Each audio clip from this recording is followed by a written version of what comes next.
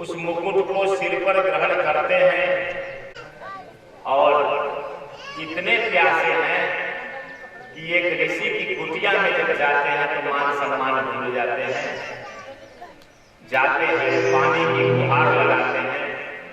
ऋषि महाराज तपस्या में लीन हैं, उनको जब ऋषि महाराज उठ करके जल नहीं ग्रहण कराते हैं तो क्रोध जागृत हो जाता है और बाहर निकलते हैं तो परीक्षित महाराज ने मरा हुआ सर्प ला करके समीप मुनि के गले में लपेट करके चलते हुए कि कोई हो जो यह बता दे कि मुझे मृत्यु का भय न लगे, कोई हो जो यह बता दे कि मुझे मुक्ति की प्राप्ति हो जाए, लेकिन कोई नहीं बता रहा। अंततोगत्वा इस प्रश्न का जवाब देने के लिए सुखदेव जी महाराज को आना पड़ता है।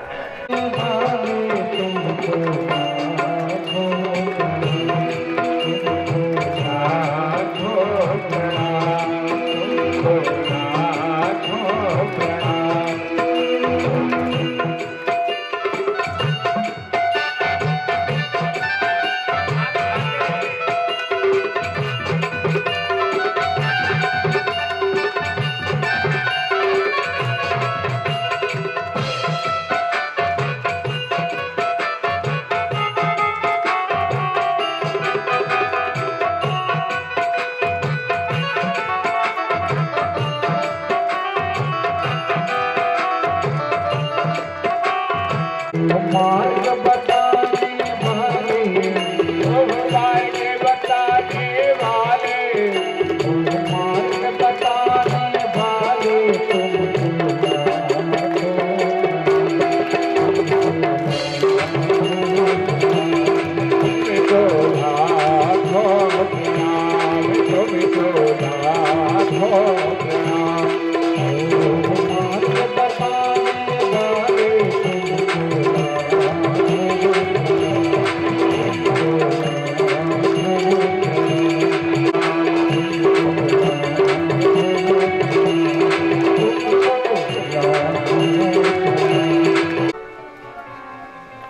जब तक भगवान की दीक्षा ग्रहण नहीं किया तो भगवान के प्रति हृदय से अनुराग उत्पन्न हो ही नहीं सकता।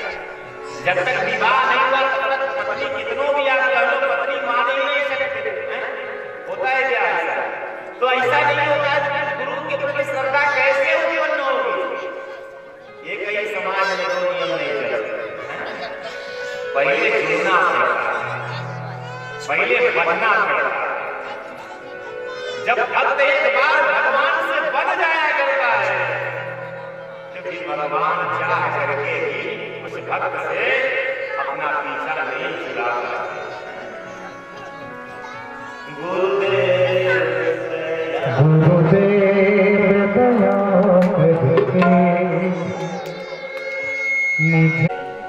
पुत्र के लिए अपनी जान दे दे। ये तो तुझे पुत्र नहीं है, तुम्हारी पत्नी को यह क्लेश। अब कहा इसको ले जाकर के गाय को ले जाता। आपके घरों में भी होता है। एक के नहीं, दो के नहीं, 50 के नहीं, अगर सैकड़ों भी कर लोगे ना, गया में जाकर के गया श्राद्ध सबे नापी मुक्तिर्मे न भविष्यति। तो फिर रास्ता क्या है मुक्ति का? मेरा भाई है मेरा, अगर मेरे भाई को मुक्ति नहीं मिलेगी तो मेरे हृदय को शांति नहीं मिलेगी।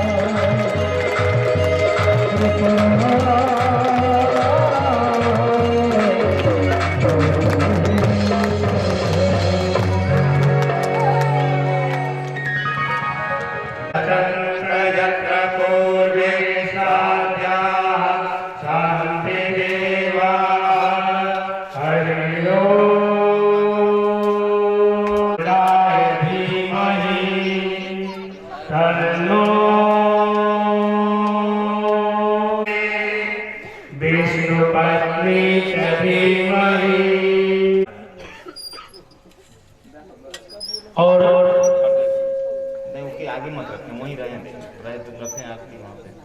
आप लोग सावधानी पूर्वक जाएं और इसके बाद चले जाएं।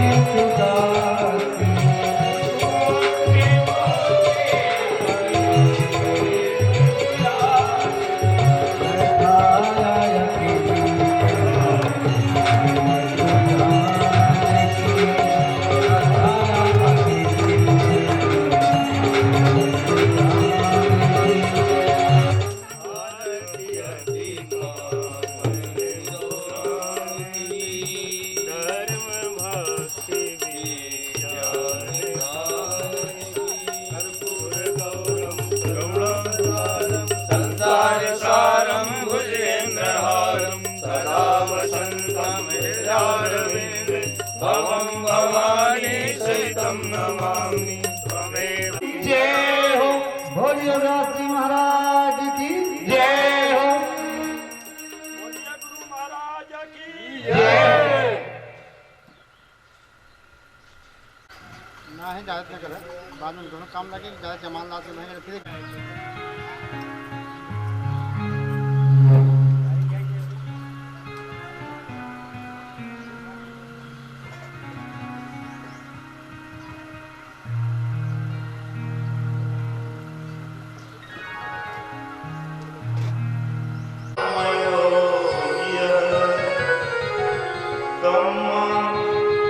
श्रीमद्भागवत महापुराण का प्रारंभ हो और प्रारंभ में ही व्यास जी महाराज ने लिख दिया श्रीमद्भागवत महापुराण के सर्ग से पहले और सर्ग के बाद और उस परमात्मा की जिसने त्रिगुणमयी सृष्टि की रचना की, लेकिन त्रिगुणमयी सृष्टि की रचना करने के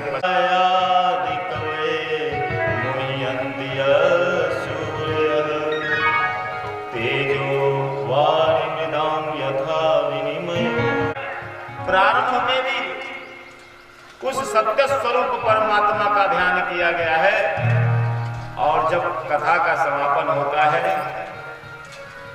तब भी सत्यम परम धीमहि करके इस कथा को विराम दिया गया। यानी इस कथा का प्रारंभ भी सत्य से है, चर्चा भी सत्य पर है और अंत में विराम भी सत्य पर ही देना है। सर्गस्थित निरोधार्थम काम कामयो ह्यः तम काम कुंठितः कामोप्य कामा विमदो बभूव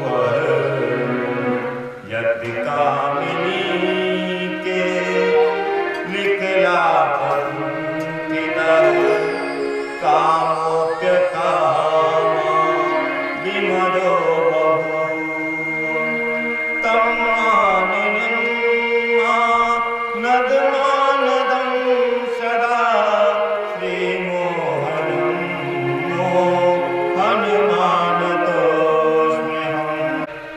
सुखम सदक्यम वंदे सदा विमलगो दधनम विचित्रम व्यासं व्यासिकरं वंदे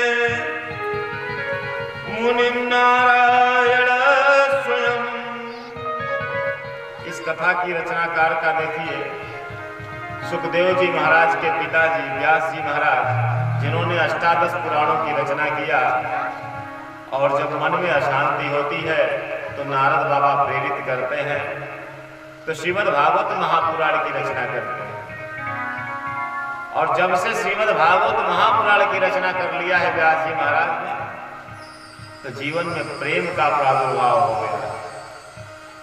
रचना तो कर लिया व्यास जी महाराज ने, लेकिन अब समस्या यह है कि इसकी यह जो थाती है, तुम्हें पुत्र हो, कहा महाराज पुत्र हो तो ऐसा पुत्र हो कि जो हमारी कथा का प्रचार प्रसार कर सके। शंकर जी ने कहा कैसा पुत्र चाहते हैं? कहा महाराज चाहे तुम्हें समान सुख, एकदम आप ही के जैसा। शंकर जी ने सोचा मेरे जैसा तो कोई दूसरा है नहीं संसार में, लेकिन महाराज जाइए मेरे जैसा ही पुत्र आपको। पार्वती जी ने कहा महाराज आपके जैसा कोई संसार में दूसरा नहीं है, फिर इसको बर्दाश्त। श्रीमद् भागवत महापुराण के प्रारंभ में मंगलाचरण किया गया। मंगलाचरण क्यों किया जाता है? काम क्रोध मद लोभ मोह, इनसे अपने को दूर करना पड़ेगा। धर्म प्रोजित कैटहोत्र परमो करूंगा तोरा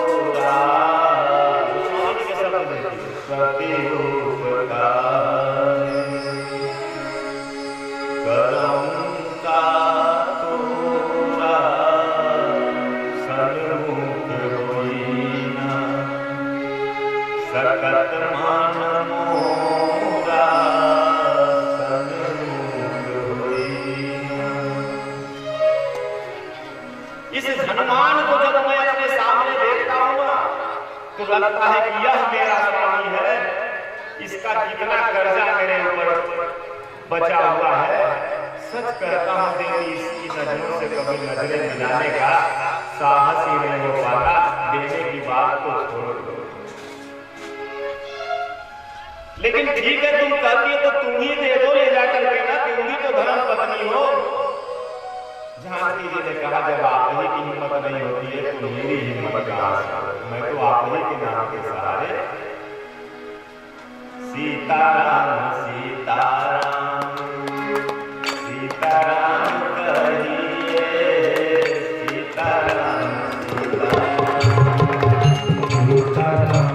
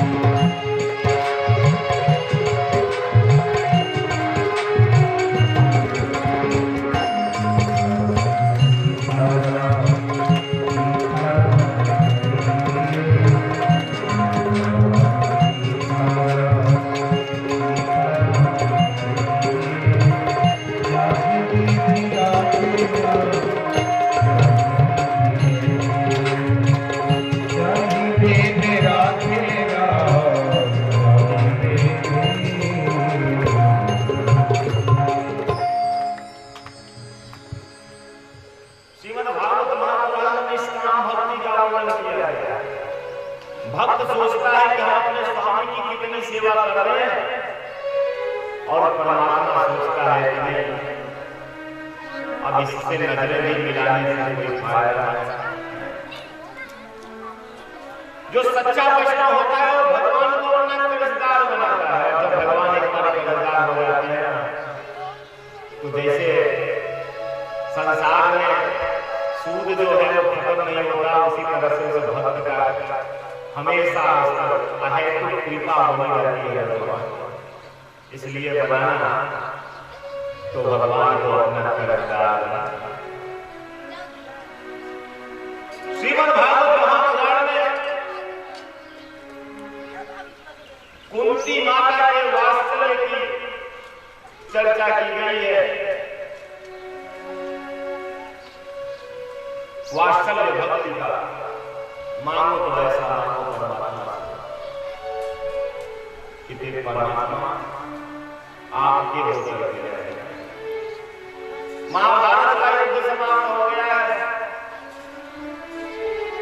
अपनी बहू को एक बात सिखाया था कुंती ने, राम देंगे हम अभी तो भगवान यहाँ से नहीं चलेंगे। और आज इस प्रांगण में सारे देवी देवताओं का आगमन हो गया है। आनंद कर सच्चिदानंद भगवान आपके बीच में आए हैं और भगवान आपका कृपा करना चाहते हैं और आप भगवान का नहीं पहुंच पाते। कितने आनंद की बात, कहां मिलेंगे भगवान? भागवत भगवान सबको नहीं मिलते। और भागवत अगर स्वयं चल करके आई हो तो इससे बड़ा पुण्य का क्या? कल्पना कीजिए 200 साल होंगे कभी इस तरह के आयोजन होते हैं। नहीं तो आजकल कौन खर्च करना चाहता है? ब्राह्मणों को कौन खिलाना चाहता है?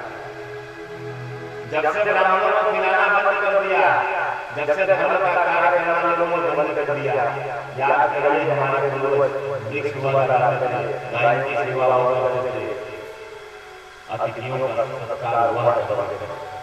हमारे अंदर उनका रक्त विराजमान है। उनके पास बहुत सारी संपदाएं नहीं हुआ करती थी, वैभव नहीं हुआ करते थे, लेकिन उन्होंने जो चरित्र दिया वो आज उसको संजोग में ला रहा है, बिखर रहा है। हमने संपत्तियां बनाई, सही बात है, लेकिन हमने आगे नहीं चलेगा। और इसीलिए हमारे पूर्वज बड़े ही आनंद में रहा करते थे। इस सनातन धर्म में, इस सनातन धर्म की परिपाटी में जो भी रहा है, सुदामा को भी बड़ा ही आनंद होता था क्योंकि सुदामा के हृदय में भी परमात्मा का वास होता था। और आज सारी क्रांतियों के बाद भी हमने अपने को अपने आप से दूर कर दिया।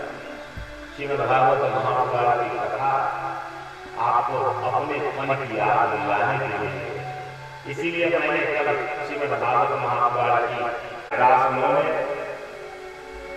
रुको तो श्याम रुको, रथ पर सवार हो गए भगवान, लेकिन जैसे ही कुंती माता को आता हुआ देखते हैं रथ से उतर जाते हैं। ये हुआ क्या कर रही है? अरे कहा रुको, तो हमें छोड़ करके जा रहे हैं।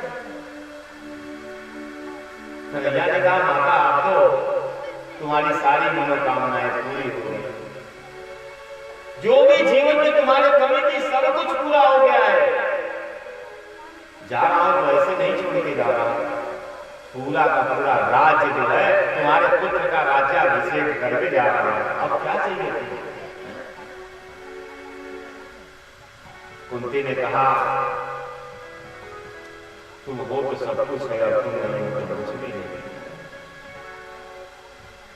हाथ जोड़ा, कन्हैया ने कहा तुम मेरा प्रणाम कर रही है,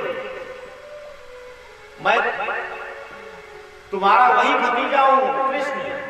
अरे कहा अब तक तो यही समझती थी, तुझे अपना ही किसी समझती थी, लेकिन अब जब तुम छोड़ करके जाने की बात कर रहा है तो मैं समझ रही हूं तुम अपना ही। नमः पंकज नाभाय, नमः पंकज नामिने, नमः पंकज नेत्राय, नमस्ते पंकजाग्रे। कमल के समान जिसकी आंखें हैं और कमल से ब्रह्मा जी की उत्पत्ति हुई, लेकिन उस कमल की उत्पत्ति कहां से हुई? रहस्यकाल से। परमात्मा की नाम से एक कमल खिला जिससे ब्रह्मा जी की उत्पत्ति हुई। इस संपूर्ण सृष्टि के नियंता हे प्रभु और कमल के समान सुकुमार, मैं आपको प्रणाम करती हूं। कृष्ण को संकोच होता है, सब प्रणाम करते थे, कृष्ण को संकोच नहीं होता है, लेकिन उनकी माता प्रणाम करती है तो कृष्ण को भी संकोच होता है। क्यों? जब भक्त प्रणाम करता है भगवान तो भगवान के हृदय के अंदर भी धड़कन होता है। जिसने कहा माता देखो सब तो ठीक है यार, अब मेरी समझ से तो जो कुछ मुझे करना था मैंने कर दिया, लेकिन अभी भी कुछ अगर तुझे मांगना हो, तुम्हारी कोई इच्छा हो तू अब बता। परमात्मा अपने बदले ले जाए, बदले मिलाने का कोई मतलब नहीं। किसी ने कहा लेकिन भैया बड़ी मनौती है, इसलिए मांग ले। मैं चाहता हूं कि मुझको तृप्त करके जाओ। उन्होंने कहा पर वाला मिला अगर नहीं दे पाए तो कहा नहीं दे पाऊंगा तो तुम्हारे पास हमेशा हमेशा के लिए बना रहूंगा, लेकिन मुझको भी तो लगे दुनिया वाले कहते हैं कि मैं भगवान हूं, मैं सब कुछ समर्थ हूं। उन्होंने बड़ा ही सुंदर निवेदन किया, ये भक्त को इसी तरह का निवेदन करना चाहिए। एक कन्या है परमात्मा देना ही चाहता है तो एक काम कर, पूरी करना है संतु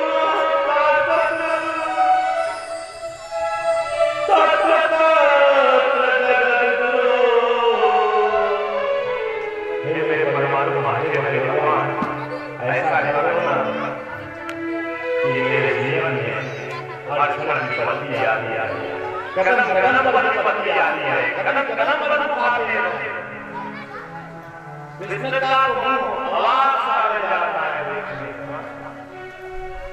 ये विपत्ति मान नहीं। आज तक संसार में कभी किसी भक्त ने विपत्ति नहीं मांगी परमात्मा से, सब संपत्ति मांगी और परमात्मा देते हैं, लेकिन विपत्तियां होता है इसने विपत्ति मांगी। आवाज हो जाती है, हे माया तू कर क्या रही है, तू बोल क्या रही है, तू होश में तो है ना। उनके ने कहा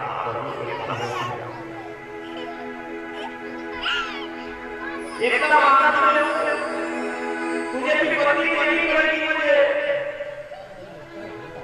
किसी ने कहा ये बात बताओ, युवावस्था में तुम्हारे बलि चले जाते हैं,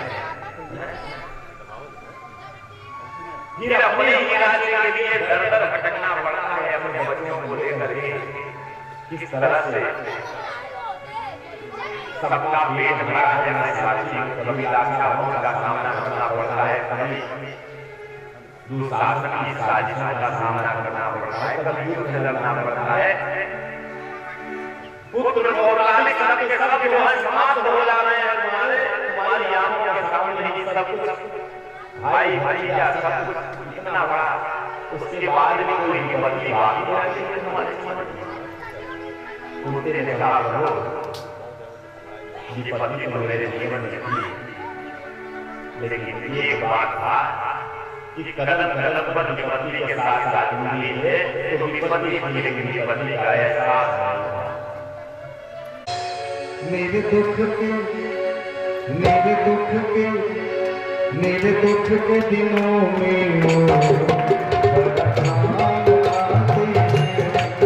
मेरे दुख के दिनों में वो काम आते हैं। जब कोई नहीं आता मेरे श्याम आते हैं, जब कोई नहीं आता मेरे श्याम आते हैं। मेरे दुख के दिनों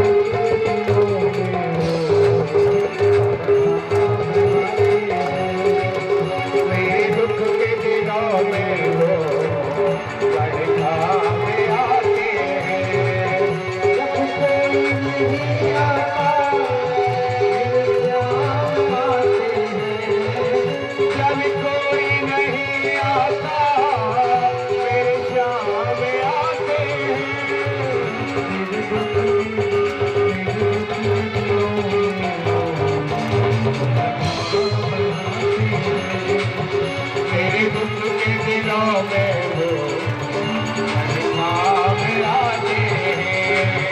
कोई याद करे इनको दुख हल्का हो जाए, कोई याद करे इनको दुख हल्का हो जाए, कोई भक्ति करे इनकी ये उनका हो जाए, जो भक्ति करे इनके ये उनका हो जाए।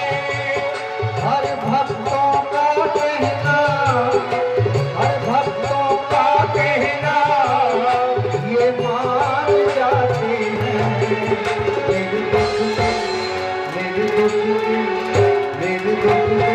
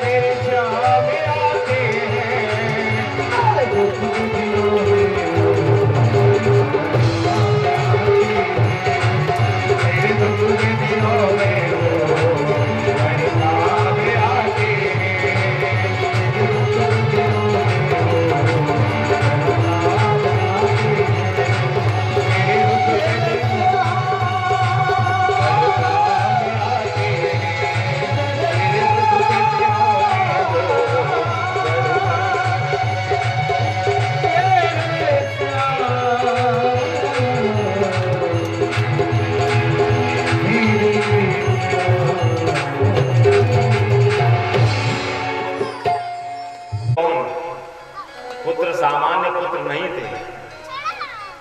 कोई धर्मराज था, कोई महाबली भीम था। यानी हर एक पुत्र के पास अलग अलग तरह की विशेषता थी। ऐसे विभिन्न प्रकार की विशेषताओं वाले पुत्र से उसने अपना विवाह कर लिया। कहा यह बात नहीं, द्रौपदी को ऐसा वर चाहिए था जो सुंदर भी हो, जो धर्मराज भी हो, जो धनुर्धर भी हो। अब ऐसा कोई एक व्यक्ति नहीं था संसार में, इसलिए द्रौपदी के लिए 5 पुत्रों की व्यवस्था। कहा महाराज सब कुछ होने के बाद भी जितनी दुर्गति द्रौपदी की हुई उतनी किसी की नहीं। इतनी सेना रहते हुए, इतने समर्थ पति रहते हुए भी इतना अपमानित द्रौपदी को होना पड़ा, उतना संसार में आज तक किसी स्त्री को नहीं हुआ। कहा देखो भैया, इस संसार में बड़ा ही खतरनाक संसार है। सबका उपयोग करना, लेकिन बाड़ी का जब उपयोग करना तो बाड़ी का उपयोग करने के पहले 4 बार सोचना, तब जाकर के बाड़ी का उपयोग करना। क्योंकि शब्द ब्रह्म होते हैं, किसी को अगर 2 डंडा मार दो तो उतनी तेज चोट नहीं करते, लेकिन ये जो बाड़ी की चोट है ना, ये बड़ा ही करारा घाव किया कर। राजसू यज्ञ में दुर्योधन को कोषाध्यक्ष बनाया गया था। एक दिन इस तरह से विश्वकर्मा ने उस राजसू यज्ञ की रचना की थी कि जल के स्थान पर थल और थल के स्थान पर जल दिखता था। एक दिन दुर्योधन जब भ्रमवश जल को थल समझ करके अपना पैर रखता है और वहां गिर जाता है, तो अट्टालिका पर बैठी हुई द्रौपदी हंसती है। और द्रौपदी ने हंसते हुए कहा था कि अंधे को तो अंधा ही होता है। इतनी बड़ी भागवत का यह मूल जो शब्द था वह दुर्योधन के हृदय तक को कचोट देती है। और दुर्योधन ने प्रण कर लिया है कि यह द्रौपदी नहीं, यह इसका अहंकार बोल रहा है और इसके अहंकार का नाश करके रहूंगा। और यहीं से महाभारत शुरू हुआ। फिर उसको कोई दया नहीं आई कि ये जिसकी हत्या हो रही है ये उसके भतीजे ही हैं। फिर उसको कोई दया नहीं आई कि अपने अपने गांव में एक छोटा सा व्यक्ति भी अपने असामियों को भी 2-4 एकड़ की जमीन दे दिया करता था। लेकिन दुर्योधन ने कहा कि पांडवों को सुई की नोक के बराबर जमीन नहीं दूंगा। क्रोध पाप को मूल, इतना क्रोध था द्रौपदी के व्यवहार को लेकर के, इतना क्रोध था कि पूरी की पूरी महाभारत बीत जाती है, सबका नाश हो जाता है, अपने कुल का पूरा नाश हो जाता है। लेकिन दुर्योधन का मन नहीं करता। लेकिन सास ने अपनी बहू को सिखाया था द्रौपदी को,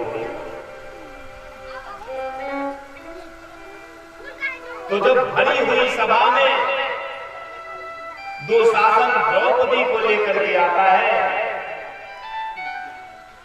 तो द्रौपदी को वहां यह अहंकार रहता है कि दुशासन लेके तो आ रहा है लेकिन मेरे 5 पति हैं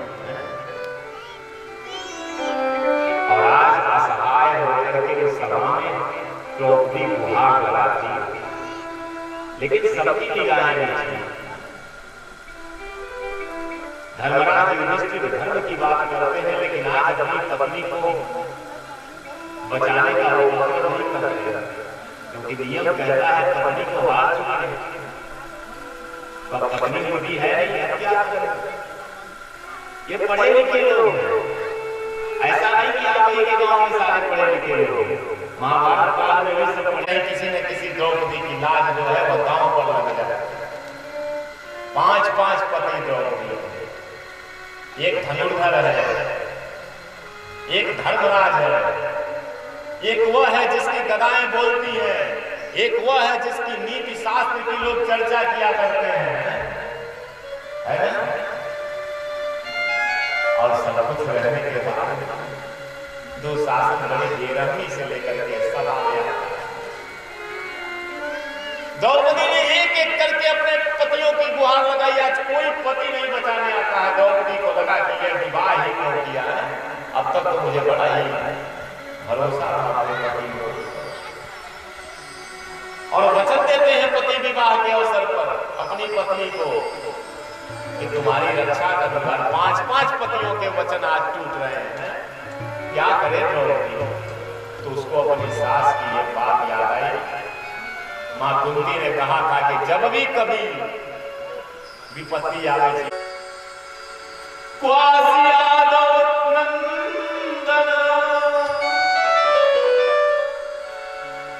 हरे कृष्ण, द्वारका में रहने वाले कृष्ण वहां पे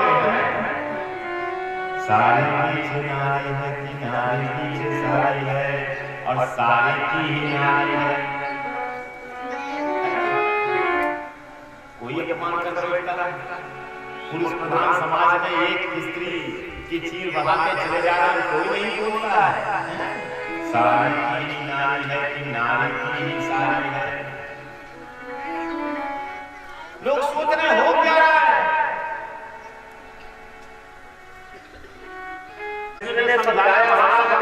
संपूर्ण राज्य के उत्तराधिकारी हो, राज्य का संचालन करना है और आप इस तरह से क्लेश लेकर के चलोगे तो यह नहीं। जो हुआ भूल जाओ उसे। अरे कहाँ महाराज कैसे नहीं जाऊं, अतीत की बातें मानती नहीं।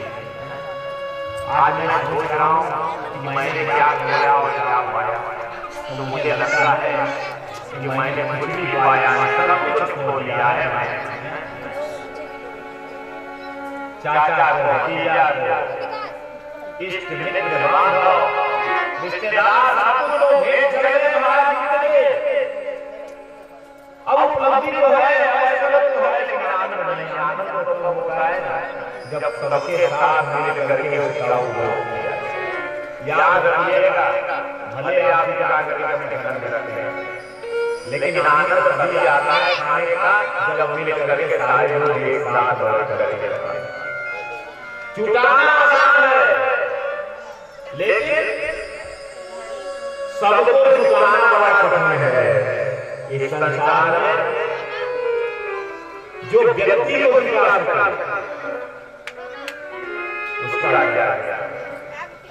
आज युधिष्ठिर जी महाराज के जीवन में बड़ा ऐसा है। किसने कहा देखो एक बार बताओ कैसे भी संचालन की प्रवृत्ति में लगी है, मैं कैसे संचालन करूं यही आप बताओ। किसी ने कहा मैं कोई राजा बनने रहा हूं, मैं बताऊं कि राज्य कैसे करना है। मुझको तो जो कुछ मिला मैंने सब बांट दिया, लेकिन एक काम करो, भीष्म जी महाराज के पास चले जाओ और जाकर के उनसे पूछो, उन्होंने सैकड़ों वर्षों तक राज्य किया है तो उनको पता है कि मेरा या तो मुझसे कोई गड़बड़ी, अगर मुझसे कोई गड़बड़ी हुई है परमात्मा को बता दो कि मैंने जीवन में कौन सी गलती किया है, ताकि अब जाने जमाने की बेला में उसको सुधार करके दें। तब भगवान कृष्ण ने याद दिलाया, महाराज भरी हुई सभा थी और उस भरी हुई सभा में द्रौपदी बार बार सबको पुकार रही थी। उसी सभा में आप भी बैठे हुए, एक बार अगर आप फंस करके डांट देते तो दुर्योधन नहीं, उसके बाप की भी हिम्मत नहीं होती तो आपकी बात को काट दे, आपकी बात का अनादर कर दे, लेकिन आपने ऐसा कुछ नहीं किया। एक स्त्री की लाज लुट रही थी और आप बैठे हुए थे उस सभा में, किंकिर नगर विमूढ़ होकर के बैठे हुए थे। तो शक्ति पाने का मतलब क्या है, धन पाने का मतलब क्या है? अगर उससे किसी का कल्याण न कर सको तो उसका पाप का प्रायश्चित करना पड़ेगा।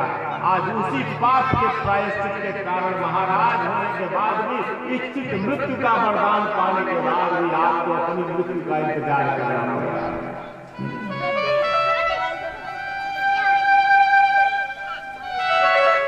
भीष्म जी ने स्वीकार किया है, कितना दयालु है, उनके पापों का इतना हो गया। सच कह रहे हैं भगवान, मैंने दुर्योधन का अन्न खाया करना, इसलिए मेरी बुद्धि भ्रष्ट हो गई। शक्ति रहने के बाद मैंने निर्णय नहीं लिया, मुझे आपका यह दंड स्वीकार है। लेकिन अब परमात्मा ने कहा अगर आपने दंड स्वीकार कर लिया तो मैं आपको जीवित कर देता हूं।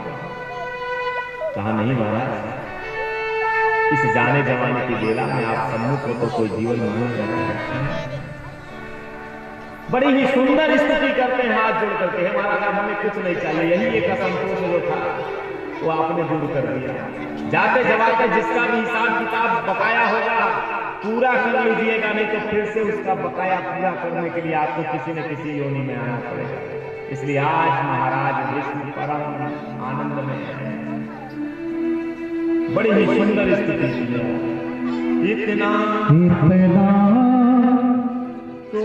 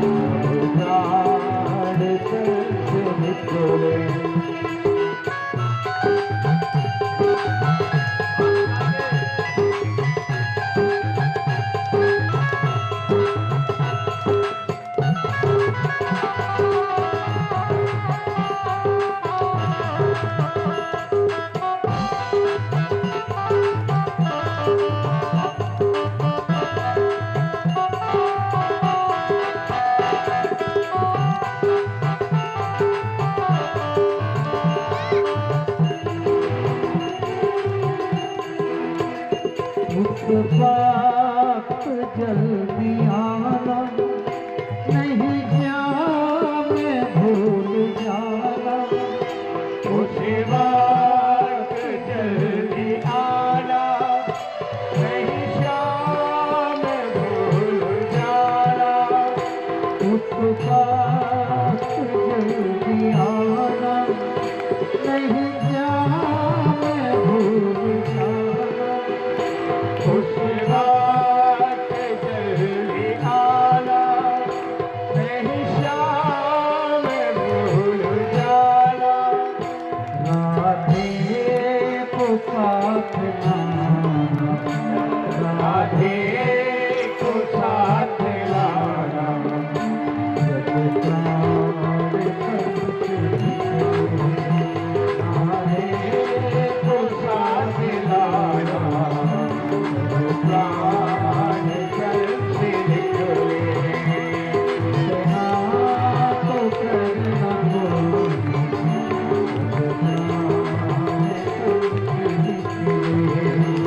बिना तो करे न स्वामी, प्राण जल से निकले। पीतांबरी कटी हो, कभी मन में ये बची हो। पीतांबरी अच्छी हो,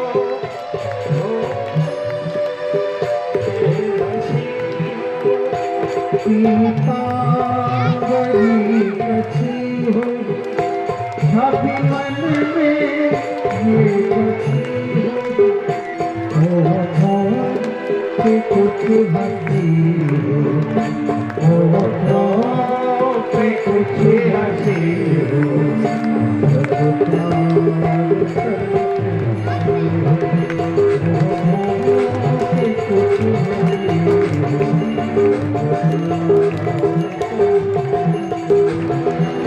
बिना तो करे न स्वामी, जब प्राण जल से निकले। उतना तो करना तो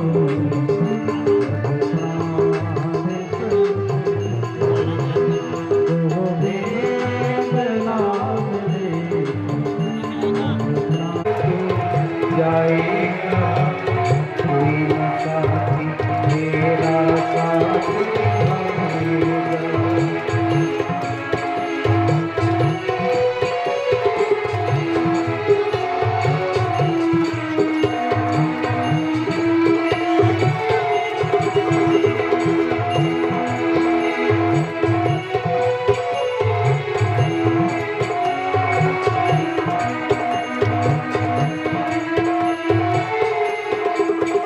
इस पेट भरन के खातिर तू पाप कमाता निस दिन। शमशान में लकड़ी रख कर तेरी आग लगेगी एक दिन।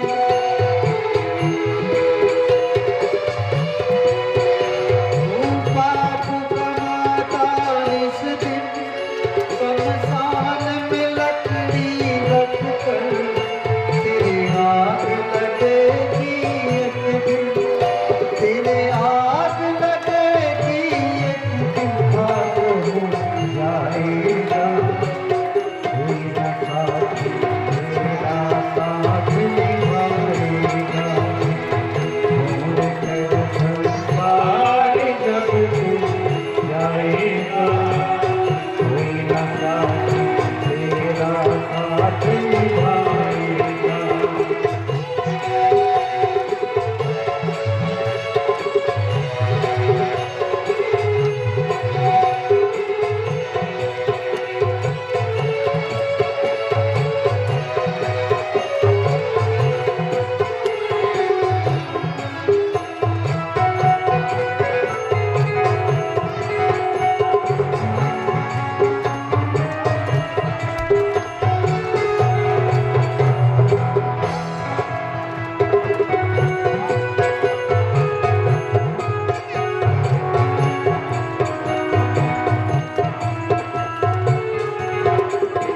क्यों कहता मेरा जाएगा मेरा ये दुनिया रैन बसेरा यहाँ कोई न रहने पाता है चंद दिनों की ये घड़ियाँ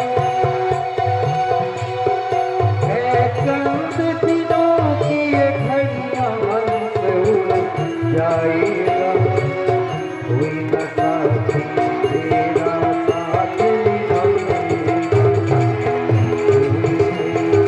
मारी जब तू जाएगा कोई न साथी तेरा साथ निभाएगा कोई न साथी तेरा साथ निभाएगा